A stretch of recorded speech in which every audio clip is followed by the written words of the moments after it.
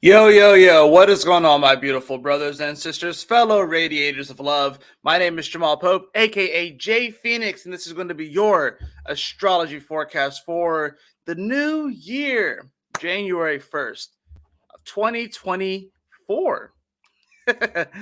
Yes, we are at 2024 already. Thank you so much for joining me in this video. Hopefully, you guys had a wonderful new year and brought it in well. Uh, my team lost yesterday. Pretty bad, actually, but it is what it is. So, well, not bad, embarrassing, if you will. But I still had a great new year. It's a new year. We have some new energy coming in. We have planets coming direct over the weekend. We have another planet coming direct today.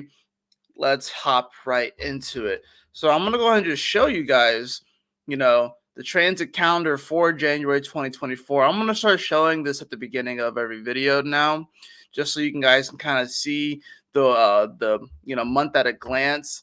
But of course, you see today we are here on Monday. We want to see that Venus squaring Saturn today, as well as Mercury stationing direct. Those are the major things. And I would say that as far as this week in particular, the Sunday and the Monday were the most important days of this particular week. But let's go ahead and hop into the chart so you can actually see that as well. So, boom. All right. So this is the current moment that we have right here at 9:46 a.m. I know I'm a little bit late making this. I am going to start making these earlier. So we do have, of course, that sun there at 10 degrees of Capricorn. The moon is here in Virgo at 13 degrees. So they were in trine with each other, but that was earlier in the day, right? We still, of course, have Mercury, which is stationing at this current moment, if you will. So it is stationed so retrograde, but it will come direct. Excuse me. It will come direct by the end of the day, right? So, as we, and the other thing that, of course, that we have is that we have Venus here at 3 degrees of Sagittarius, making that square over to Saturn. So we wake up with this, unless you stayed up all night. Now, unless you stayed up all night, we did wake up into this energy. In fact, let's just go back and look at the moment, just for shits and giggles. Let's go back and look at midnight when it actually. Let's see. Boom. Boom. All right, 1, 2. Right. So at this point, I'm just wanted to look at it to see what was going on right when this happened. We had the moon there, moon in Virgo at 8 degrees, getting ready to trine over to the sun. It was coming off the trine to Jupiter as well. We do, of course, have Venus there. Excuse me. We do, of course, have Venus there at 2 degrees that was getting ready to square Saturn as well. And, we do, of course, have Jupiter, which was going forward, Mercury, which is getting ready to go forward. It was stationing at this point, right? Now, as we continue to move this throughout the day, go forward by hour, we're going to see this go from red to black.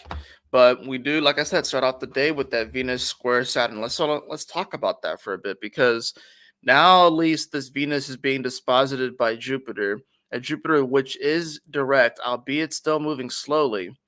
And we have a Saturn here that's being disposited by Neptune, which is in its dignity. So it's very strong. I would say, if anything, as far as this goes, I would say Saturn pretty much wins this square as well. Whenever you have these energies, they're pretty challenging, and these planets are kind of coming in conflict, or they're trying to teach each other things. I think with the Venus too, though, Venus has been under so much pressure since Leo season, really since Cancer season, but or since it was in Cancer, but like Venus has been in so much under so much pressure, especially since it was in Leo. Why? Well, it retrograded in Leo, started its retrograde in Leo for the first time in all of our lives, and then it went to Virgo, where it's in its fall, and it had to oppose Neptune, it had to oppose Saturn. Then it went into Libra, its home, which would have been nice, except for the fact that the South Node is there. So she can't really turn up the way that she wanted to. And then she went into her detriment in Scorpio and had to oppose Jupiter and had to oppose Uranus. So Venus has not been happy. Now it finally gets to a place where it can kind of start to feel better. I need to get some water or something. Hold on, I'll be right back. My throat keeps doing that, man. I don't know why that helps. But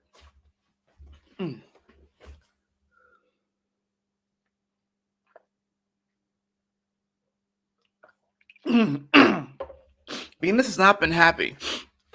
And I think that's kind of the weird thing about this energy. Venus is the way that we open up and we receive things in our life, right?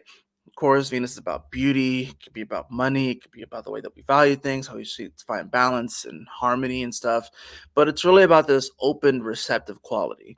The fact of the matter is that since Venus has been in Leo, it's been tough to receive.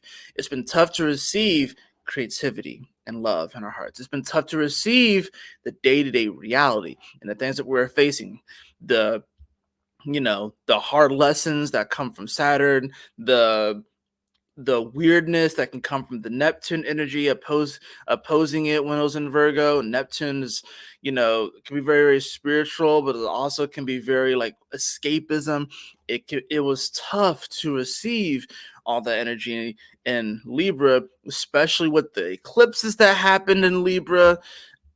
Like so that was a whole other thing too. The eclipses that happened here in Libra and Aries, so that was tough to deal with.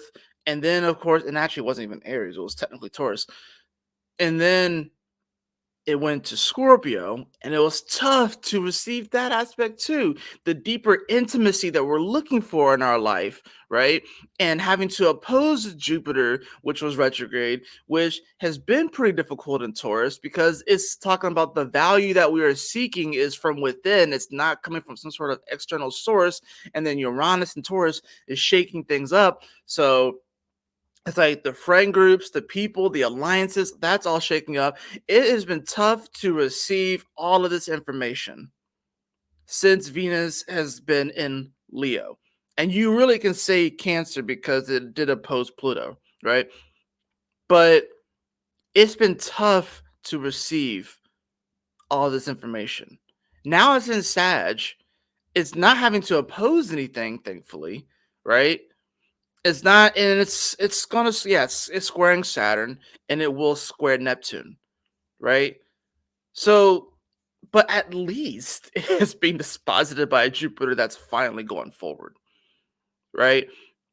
At least it's beginning to catch up to Mars. Won't quite get to Mars. They're gonna meet in Aquarius, so we still have a little bit of ways to go before they meet up. But at the very least, Venus has started to feel a little bit better, right?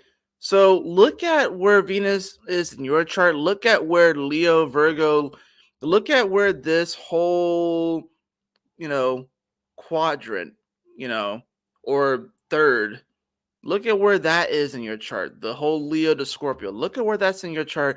And then you'll be able to kind of see, it's like, okay, this is the whole area that has been tough to receive messages, been tough to receive this information, these downloads.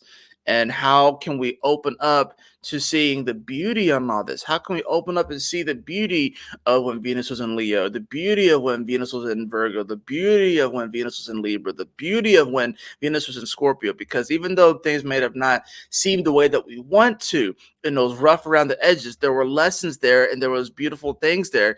It just required an altering of our perception. But that is tough, especially when it's two fixed signs, a cardinal sign, and then one mutable sign. And the mutable sign is Virgo, so it had to oppose pretty difficult planets in Saturn and Neptune. So that's not very easy, right? It's not very easy. So I think this is like one of those moments where we have to kind of give ourselves a little bit of grace here, because this particular square is about our beliefs, right? It's 3 degrees, right? So, and it's in planets, it's in signs that Jupiter traditionally rule. So you can say that Jupiter is also dispositing this Saturn from a traditional sense.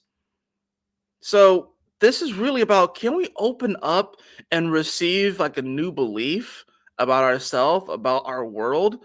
Are we going to continue to take action based off of an old, dying, archaic belief system that is not really going to produce the results or the world that we want to see? So that's really what it comes down to. And because this isn't in the first decade, it's really more so we're dealing with the self, right? And how poetic is it that Venus is in the decan ruled by Jupiter and Saturn is in the decan ruled by Neptune?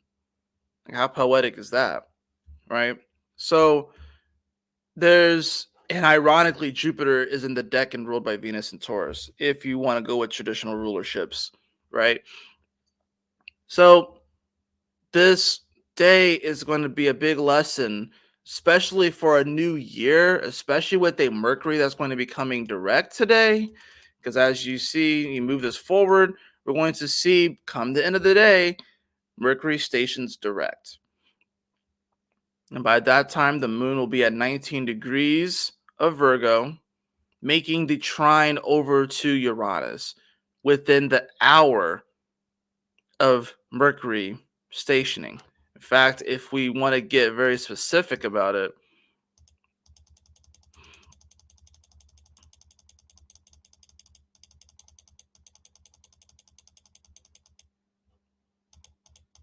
yeah, right there, 1921, 1921. You can't get more exact than that. Did y'all see this? Look at this. 1920, 1921. It's still red. 1 minute from 10:07 p.m. Eastern Standard Time to 10:08. Bam! Exact trine of the moon to Uranus, and Mercury stations direct, and it's stopped. It is not traveling. It is zero. It is stopped, right? On the trine exactly. You can't make this shit up.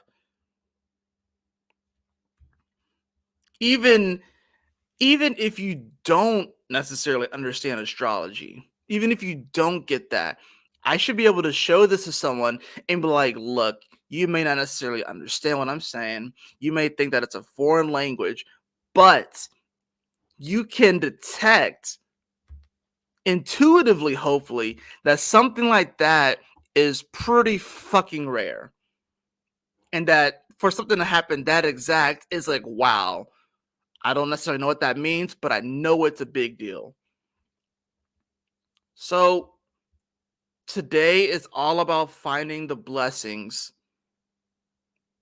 in the places that don't think that they are.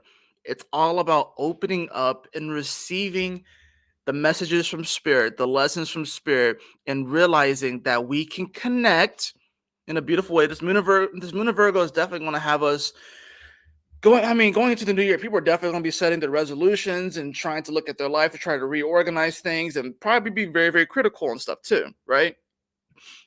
We got to remember too, though, that this moon, at least from a traditional sense, is being disposited by Mercury, which stations at the exact moment that the moon trines Uranus, which is in the decan ruled by Mercury traditionally. I say traditionally because there are some people that say that Chiron rules Virgo, which I actually agree with, but I will still consider traditional rulerships because I think that that's still very important, right?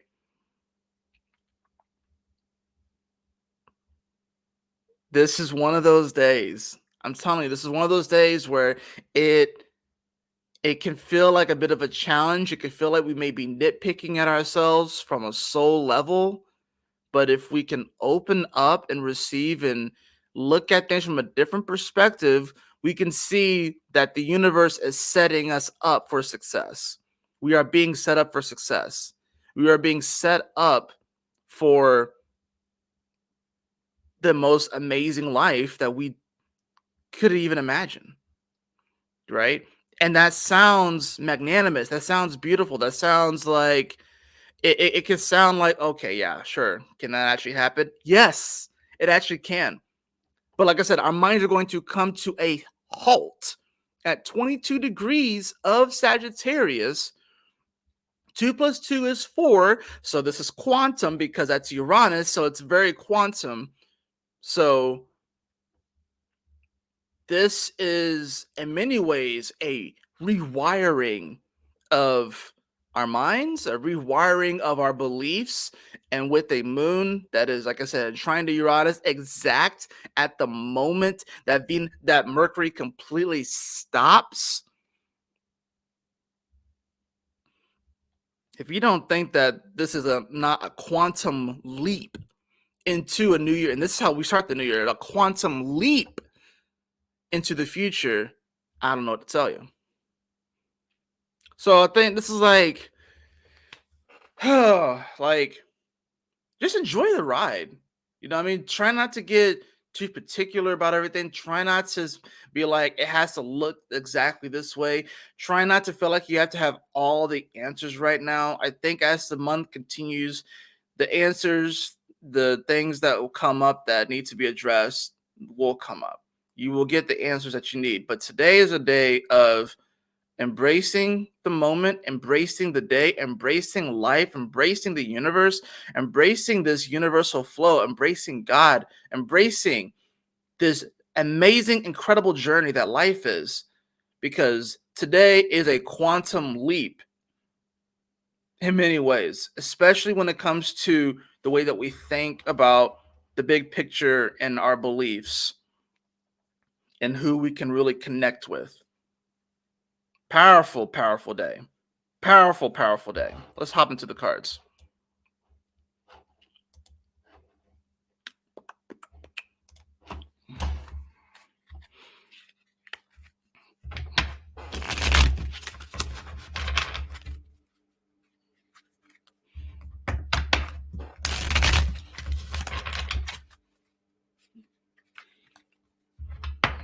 Happy New Year. Oh, man. Happy New Year. Man, what a way, what a bang to the year. What a way to start off 2024. If that doesn't let you know what 2024 is going to be like, having a quantum day like today, then, like I said, strap in for the ride. This is going to be a thrilling one. That is for damn sure. All right. Yeah. We have the Six of Bones or the Six of Wands. Didn't I just say that the universe was setting you up for success today? The universe is setting you up for success today. The thing is that we're looking at the success, which is this lion, and it's almost like we're afraid of it. But the lion is not attacking this sage, it's not attacking this guy. No, he's like almost anointing him, if you will. So it's like allow yourself to be anointed by God. Allow yourself to be anointed by the success that can come into your life. And don't be afraid of it. Don't be afraid of it because it is yours. It always was yours. You just had to open up and receive it, right? We have that followed by, well, it's interesting. We have the 10 of Wands. Open up and receiving. Look, like literally, I say open up and receive. And we literally have this individual that has his arms wide open, and there's a panther that is jumping at him, right?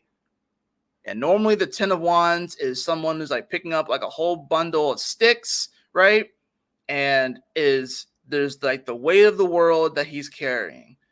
But I think this is about we need to open up to, yeah, it's going to require some work. It's going to require you to have some strength. It's going to require you to struggle a little bit. But that's the thing about this. If you whatever it is that you're trying to build, you have to get the materials to build it, right? You're going to have to pick up some sticks. You're going to have to pick up some bricks. You're going to have to actually move some stuff. You're going to have to do some manual labor, if you will, right? So you're going to have to do some spiritual labor, if you will. So that's the thing about this. The success is there. The success will be yours, and you can open up and receive it in a powerful way. You just can't be afraid of the hard work. You can't be afraid to actually do the labor, if you will, right? Bottom of the deck, we have the Magician card in reverse. So yeah, we don't want to be like reverse manifesting shit.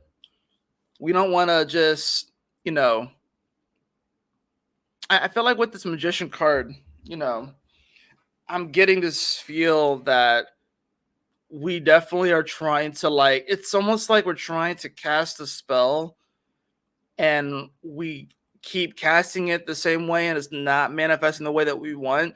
You got to learn a new spell. If you really want to change your life, if you really want to do something new, if you really want to, you know, make those changes, you got to actually switch it up. You know, I get the feeling that's like you're kind of using the same spell and and expecting a different result, but you're going to just keep manifesting the same thing that way. So you got to switch it up. You got to change it up. You got to open up to like, okay, I got to do a little bit more hard work. Okay, I got to get down. I got to do a little bit more labor. I got to actually, do it. And I can achieve the victory that I'm looking for, but it's going to require me to change it up a little bit. And maybe we are afraid to change it up because people are going to be like, oh, you've always been this way. And maybe people are going to be like, oh, people may see you as reliable. Like it's reliable that you're always going to be this way or you're always going to show up this way. But deep down, you know that you are destined for more.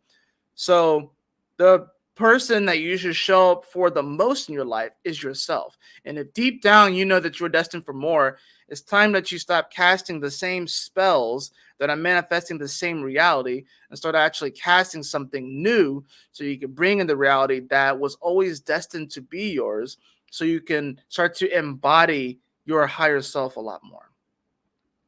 Quantum leap of a day. Definitely is. Could be very beautiful, and it's definitely showing us that we can have some victory and some success in our life. That's really going to give us a deeper sense of satisfaction, not the surface level satisfaction, but it's going to require some humility for us to open up and see that, you know, the way that we've been going at it, it's outdated and it needs to be revamped and reborn. That is going to do it for your New Year's 2024 astrology forecast for January 1st, 2024. Hope that you all enjoyed it. Hope that you guys have a wonderful, wonderful day. And be sure to check out, like I said, that monthly overview for January. And yeah, I will see you guys in the next video. Y'all take care, stay blessed. Have a wonderful day. Peace out.